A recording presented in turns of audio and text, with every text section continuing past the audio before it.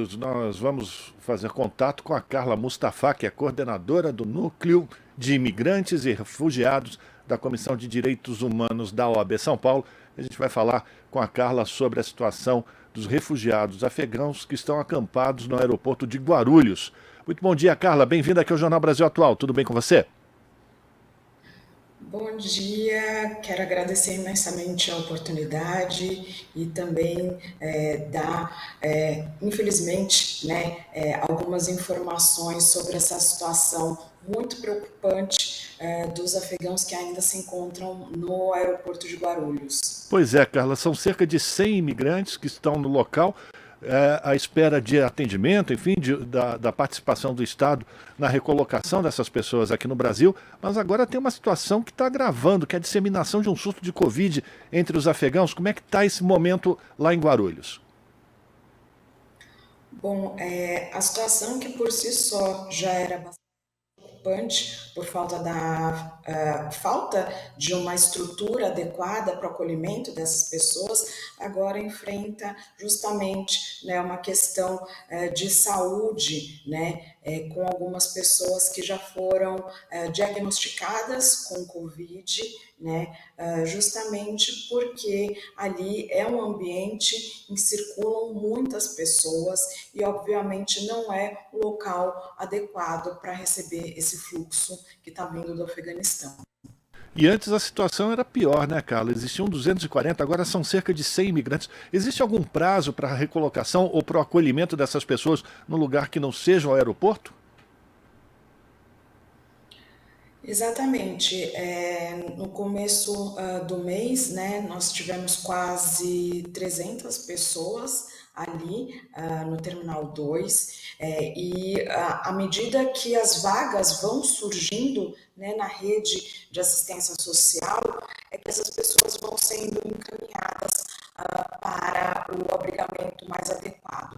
O problema é justamente que não houve uma certa ação, um planejamento, né?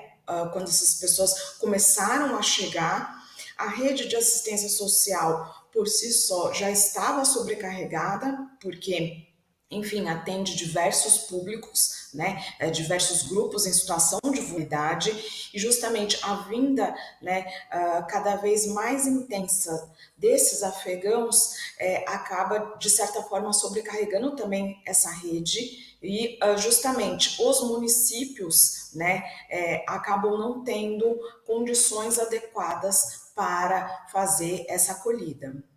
A gente está conversando com a Carla Mustafa, que é coordenadora do Núcleo de Migrantes e Refugiados da Comissão de Direitos Humanos da OAB. Carla, além dessa situação dos afegãos, normalmente que outras nacionalidades buscam refúgio no Brasil e que vocês dão esse apoio também? O Brasil ele tem justamente essa tradição de receber refugiados de diversas nacionalidades, mais de 70 nacionalidades. Então, além agora desse fluxo mais recente dos afegãos, nós recebemos refugiados de países como Síria, Angola, Nigéria, República Democrática do Congo. Então, nós temos essa tradição justamente de receber, né, solicitantes de refúgio de diversas partes do mundo, né?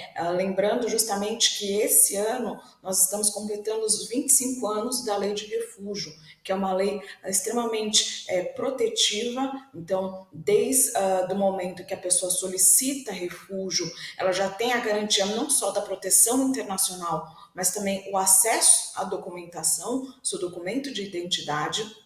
E, obviamente, que devido aos últimos acontecimentos, né, como a questão recentemente da Ucrânia e do Afeganistão, nós estamos então também recebendo pessoas desses países, mas esses fluxos variam muito, porque nós estamos lidando com situações, algumas de conflito, né, que já duram há muitos anos, e outras situações mais recentes e que também geram esse fluxo, essa vinda de pessoas de outras nacionalidades para o Brasil. Carla, e essas pessoas que buscam um refúgio no Brasil, muitas delas são altamente qualificadas. A reinserção dessas pessoas, elas conseguem, enfim, encontrar uma nova oportunidade de viver no Brasil com as suas formações? Como é que vocês ajudam no encaminhamento da recolocação dessas pessoas?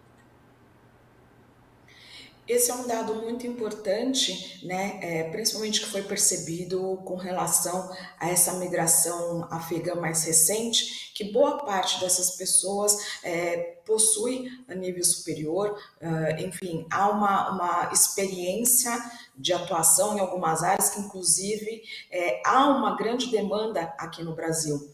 Eu acho que esse é um dos pontos mais sensíveis, né? Essa questão da revalidação de diploma ainda é um processo muito burocrático, né, em que pese a própria lei de refúgio preveja uma flexibilização da documentação, por exemplo, ou do próprio processo de revalidação de diploma, considerando que essas pessoas estão numa situação de deslocamento forçado, ainda é muito difícil conseguir a revalidação por conta da inscrição, né, nas universidades. É preciso fazer uma inscrição num processo, né, nas universidades, o processo mesmo da revalidação, da avaliação da grade curricular, enfim, e até mesmo a questão da comunicação, né?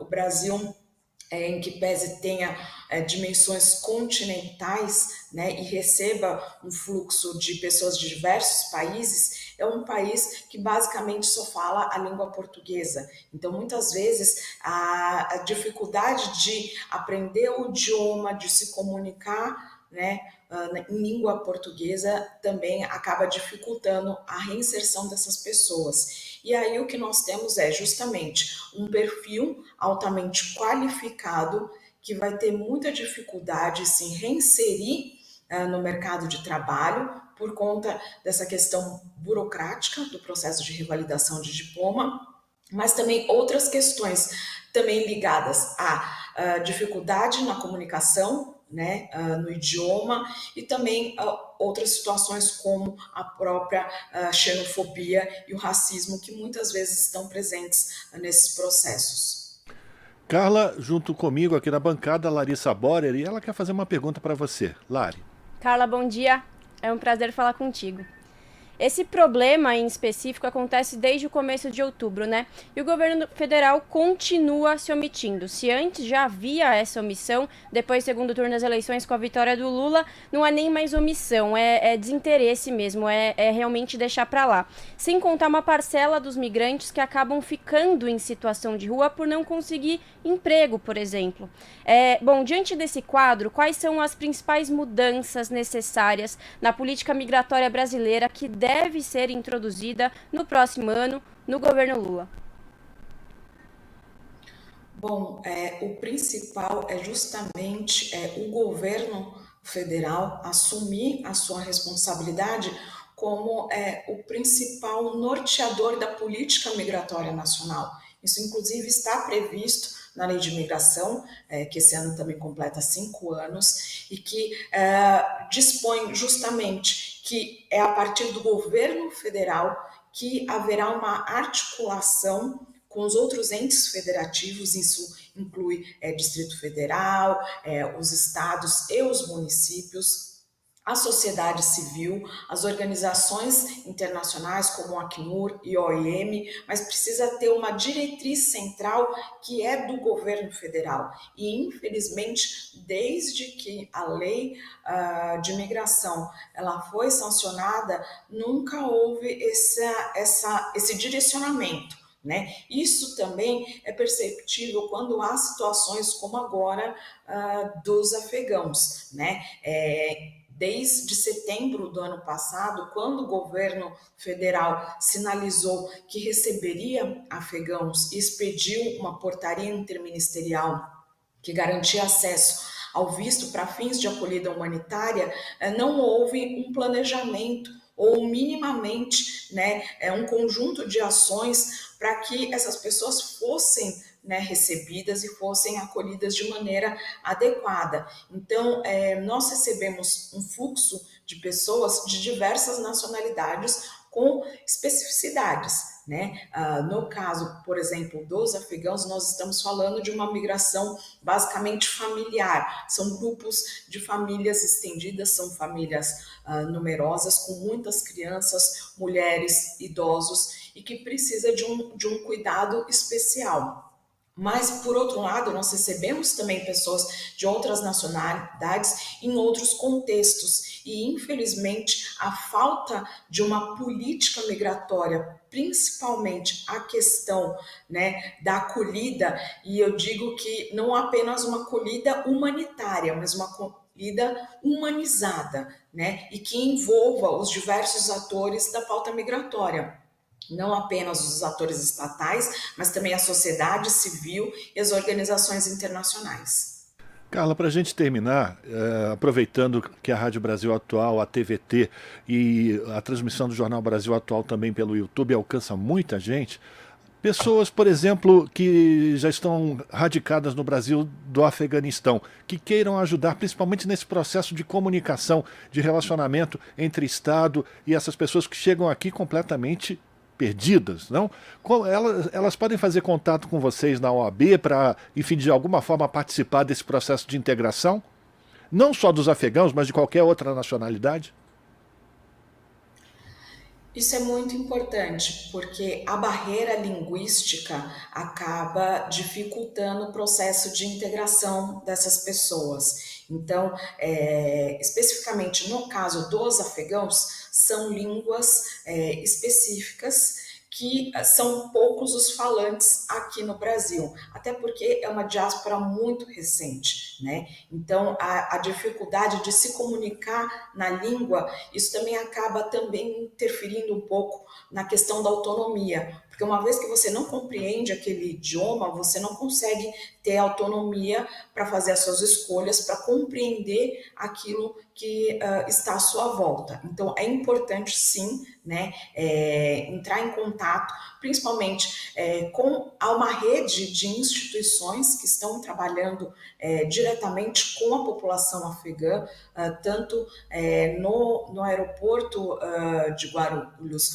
como também nos abrigos que estão recebendo.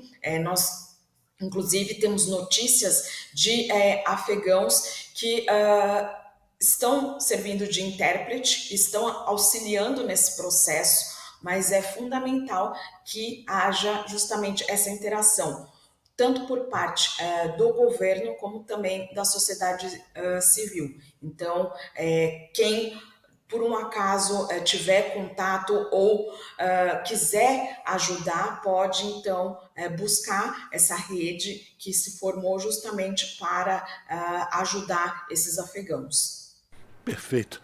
Agradecer a Carla Mustafa, que é coordenadora do Núcleo de Migrantes e Refugiados da Comissão de Direitos Humanos da OAB São Paulo. Carla, muito obrigado pela tua participação, boa sorte no seu trabalho, a gente volta a falar contigo, mas a gente espera que por um assunto que não seja tão delicado e tão urgente. Forte abraço para ti. Obrigada e tenham todos um bom dia. Conversamos com Carla Mustafa aqui no Jornal Brasil Atual. Estamos apresentando Jornal Brasil Atual. As notícias que os outros não dão.